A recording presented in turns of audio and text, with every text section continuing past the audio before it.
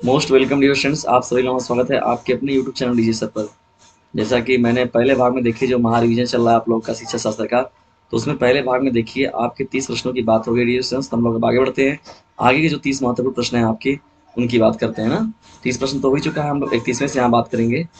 तो चलिए dear students, हम लोग स्टार्ट करते हैं आज के इस महत्वपूर्ण सेशन को। सभी अपने जो भी क्लासमेट हैं, डियर फ्रेंड्स हैं, तो उन पर इस वीडियो का लिंक जो है उसे शेयर जरूर कर दीजिए। बढ़ते डिविजन 11। देखिए अब आपका 31वां प्रश्न क्या है, शिक्षा आयोग के प्रतिवेदन का नाम था। तो शिक्षा आयोग के प्रतिवेदन का नाम क्या था, इसके बारे में लोग को बताना है। तो डिविजन जो ये प्रतिवेदन का नाम रखा गया था, शिक्षा एवं राष्ट्रीय विकास। क्या रखा गया था डिविजन? शिक्षा एवं राष्ट्रीय विकास जो है वो शिक्षा आयोग के प्रतिवेदन का नाम रखा गया था। ठीक है, ये आपका 31 प्रश्न हो जाएगा। इंपॉर्टेंट प्रश्नों की सीरीज में हम लोग बढ़ते हैं अब क्या 32वें प्रश्न की ओर। वसुधैव कुटुंबकम का क्या अर्थ है? वसुधैव कुटुंबकम का मतलब होता है डियर फ्रेंड्स, जो होता है अंतरराष्ट्रीय सद्भावना। सद्भावना का मतलब होता है सभी के अंदर प्रेम की भावना को जागृत करना और स्नेह प्रेम के साथ लोगों को जोड़कर रखना। ठीक है, तो उसको हम लोग बोलते हैं अंतरराष्ट्रीय सद्भावना।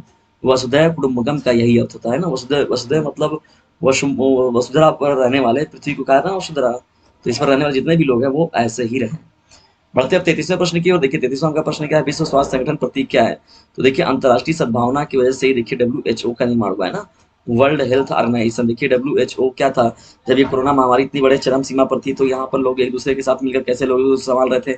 WHO भी जितना अपना साथ रखता था, जितना अपना परिश्रम था, वो भी अपना कर रहा था।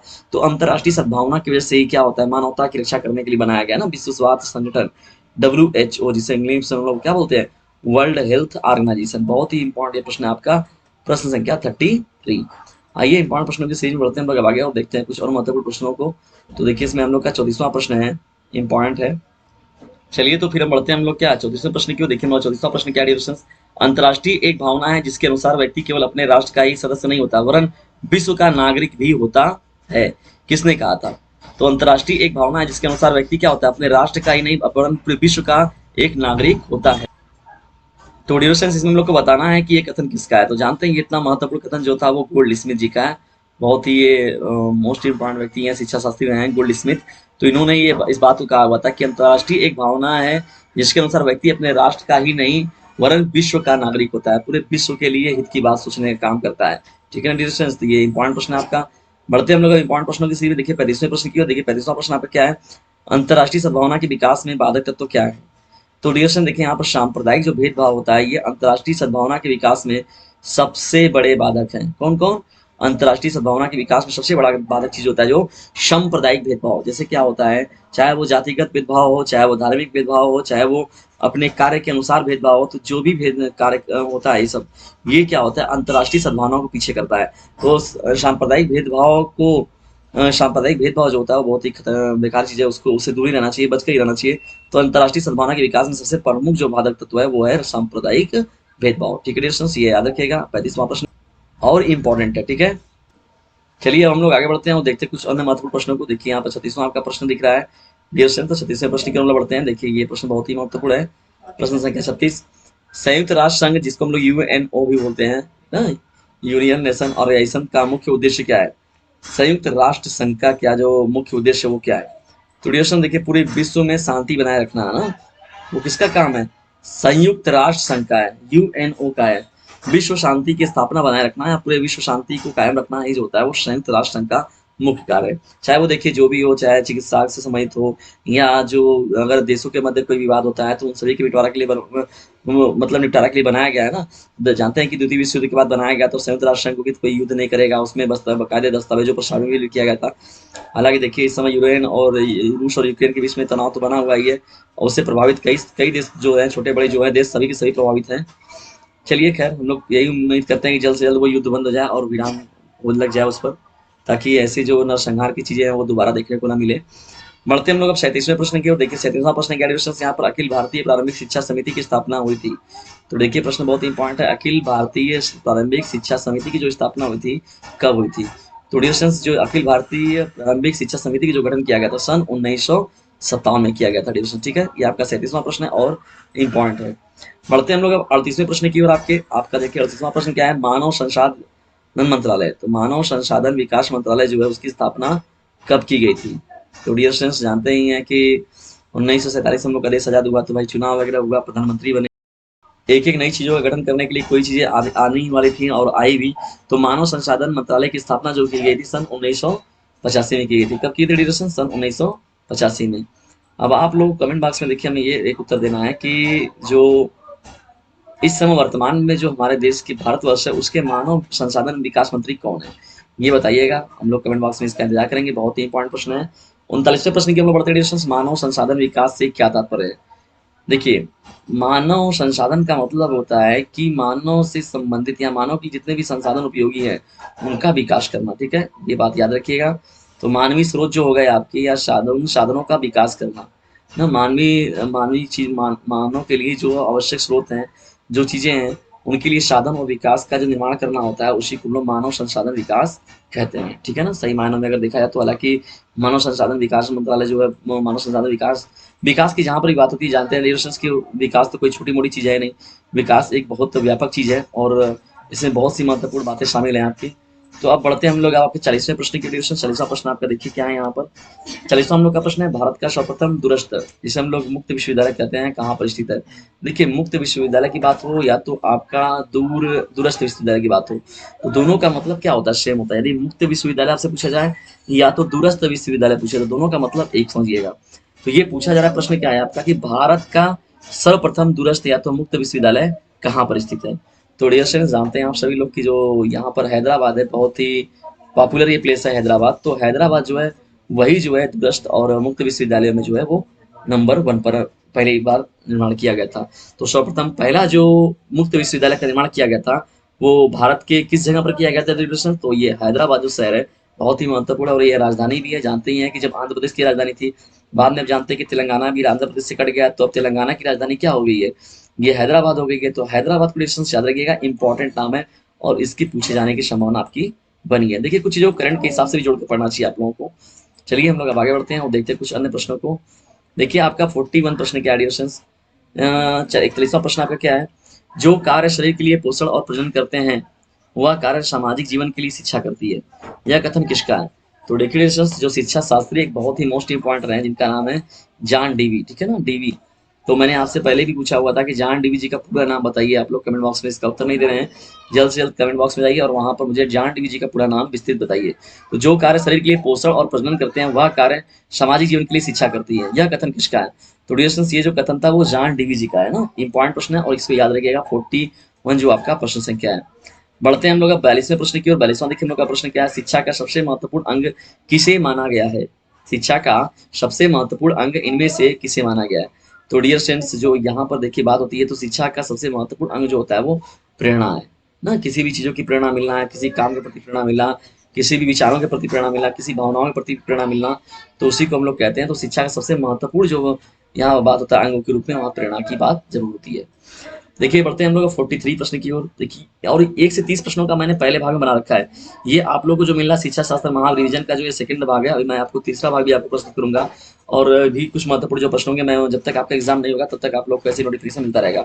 उसके अलावा समाज शास्त्र, अर्थशास्त्र और नारी शास्त्र की महत्वपूर्ण वीडियोस ऑलरेडी अवेलेबल हैं, बहुत ज्यादा मात्रा में। आप उनको देखिए, सभी जो है मोस्ट इंपॉर्टेंट है और वहां से पूछे जाने की संभावना बनी हुई है। तो देखिए, 43वां आपका प्रश्न क्या है? अचेतन शिक्षा से तात्पर्य है। अचेतन शिक्षा से क्या तात्पर्य है?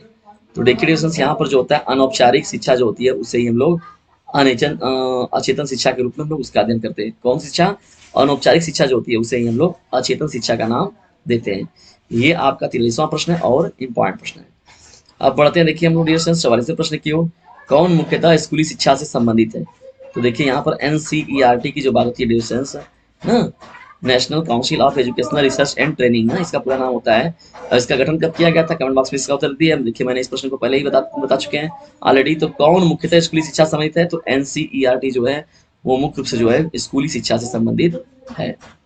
आइए बढ़ते हैं हम लोग इंपॉर्टेंट प्रश्नों की सीरीज में अब 45वें प्रश्न की ओर। देखिए, 45वां का प्रश्न क्या है? शिक्षा के साधनों। तो यहाँ पर डिस्कशन देखिए, यहाँ पर जो आपका प्रश्न है इंपॉर्टेंट, तो इसमें इस बात को याद रखिएगा कि शिक्षा के साधनों को कितने वर्गों में विभाजित किया गया है? तो 4 वर्गों में ये बांटा गया मुख्य रूप से ना। ये इंपॉर्टेंट आपका प्रश्न है, प्रश्न संख्या 45।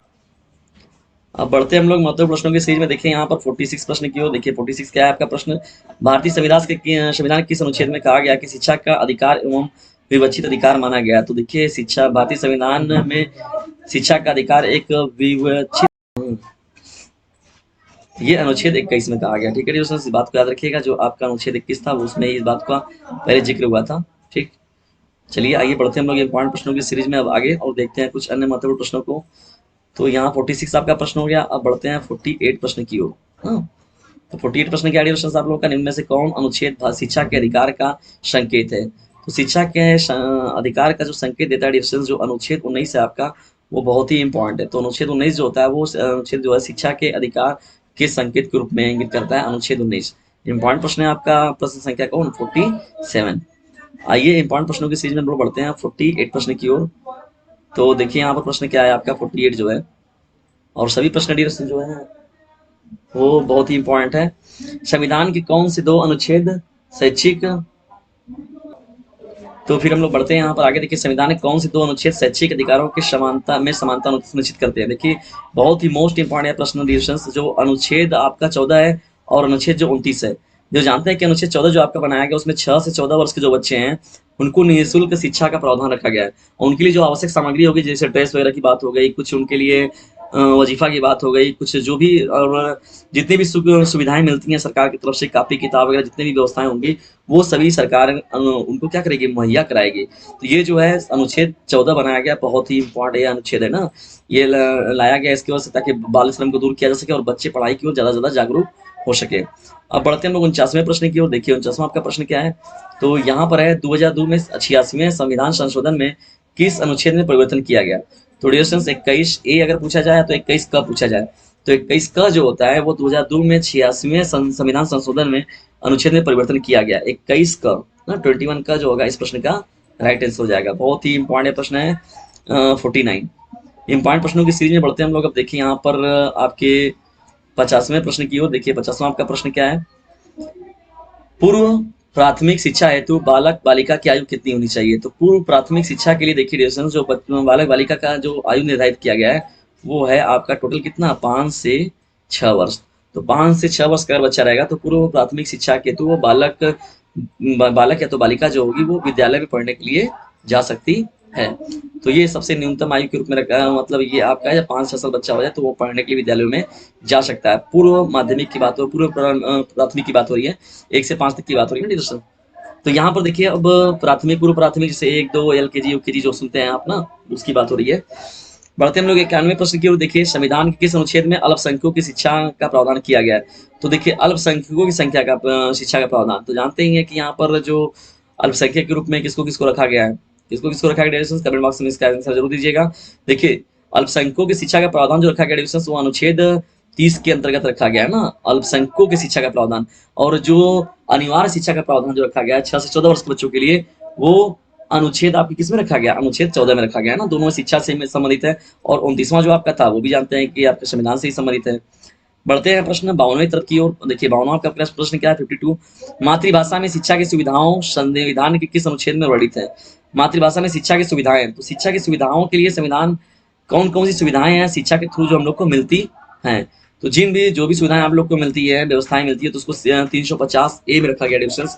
350A के अंतर्गत ही देखिए मातृभाषा में शिक्षा की सुविधाएं जो संविधान के किस अनुच्छेद में रखा गया? 350A में। तो 350A के तहत पता चलता है कि शिक्षा से हमें कौन कौन सी सुविधाएं मिलेंगी। तो इन चीज़ों को पढ़ते हुए रहना चाहिए हर एक, अगर आप किसी भी देश के नागरिक हैं तो वहाँ के अगर भारतवर्ष के हैं तो आपको ये चीज़ें तो बहुत अच्छे से पता रहनी चाहिए, तभी आप लोगों के सामने खड़ा हो जा पाएंगे और प्रस्तुत कर पाएंगे कि अपने विचारों को नहीं, यहाँ मेरा ये अधिकार है, मुझे ये चीज़ें चाहिए। आइए बढ़ते हैं हम लोग अब 53वें प्रश्न की ओर। देखिए 53 प्रश्न आपका क्या है? शिक्षा आयोग के प्रतिवेदन का नाम था।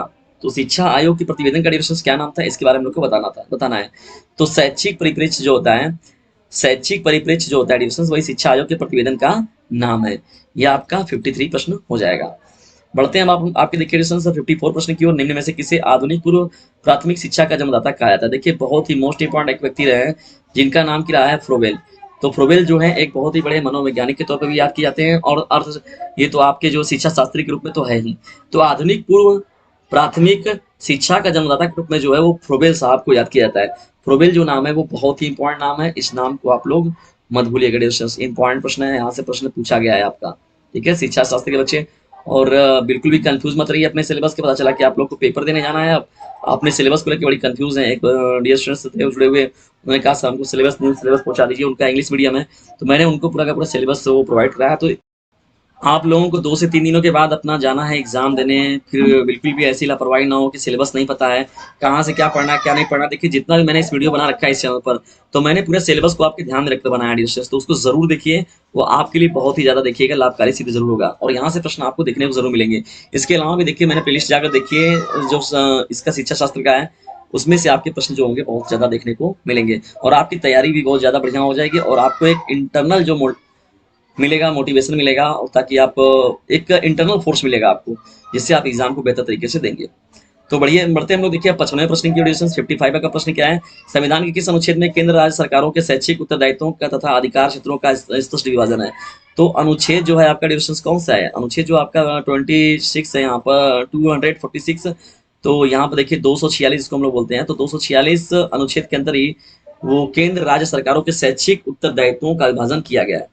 तो किस अनुच्छेद के तहत किया गया ड्यूरेशन, याद रखिएगा 246 जो अनुच्छेद है उसी के अंतर्गत इस बात का प्रावधान किया गया है। यह आपका 55वां प्रश्न है। आइए बढ़ते हम लोग अब एक 56वें प्रश्न की ओर, आपके 56 जो है।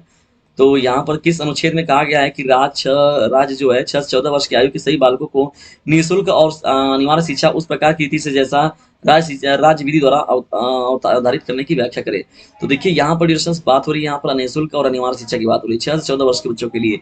तो जो अनुच्छेद 21 था उसमें एक बढ़ाया गया, क्या आपका अनुच्छेद का बढ़ाया गया ना, कहा गया कि देखिए सही बाल को निःशुल्क शिक्षा उसी प्रकार रीति जैसा राज्य विधि द्वारा अवतरित करे व्याख्या करेगा। तो व्याख्या करने की बात पूरी रखी गई कि नहीं, हाँ अनिवार्य रखा जाए, इसको निःशुल्क रखा जाए, और इसकी अनिवार्यता देखिए राज्य विधि के रूप में अगर शामिल किया गया तो वो बाद में न्यू शामिल किया गया अनुच्छेद 21 का में इस बात का जिक्र किया गया। ठीक है दोस्तों, ये मोस्ट इंपॉर्टेंट आप लोगों की सीरीज चल रही है। मैंने पहले बताया था कि लगभग 90 प्रश्नों का ये 90 से 95 प्रश्नों का ये संग्रह है आप लोगों का।